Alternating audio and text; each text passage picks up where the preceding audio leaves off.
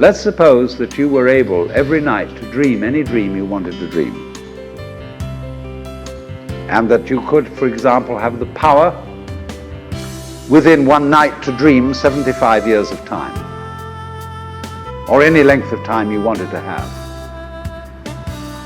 And you would naturally, as you began on this adventure of dreams, you would fulfill all your wishes. You would have every kind of pleasure you could conceive.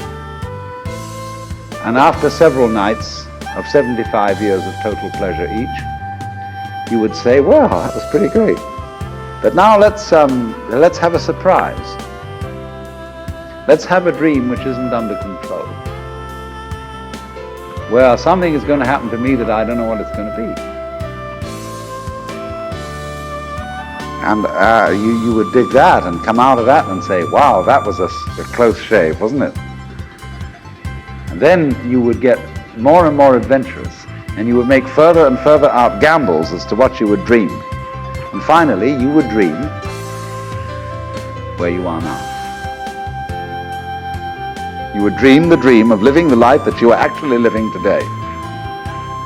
That would be within the infinite multiplicity of choices you would have, of playing that you weren't God. Because the whole nature of the Godhead, according to this idea, is to play that he's not. The first thing he says to himself is, man, get lost. Because he gives himself away. The nature of love is self-abandonment, not clinging to oneself. Throwing yourself out, as in, for example, in basketball, you're always getting rid of the ball. You say to the other fellow, have a ball. See? And that keeps things moving. That's the nature of life. So in this idea then, everybody is fundamentally the ultimate reality. Not God in a politically kingly sense, but God in the sense of being the self, the deep down basic whatever there is.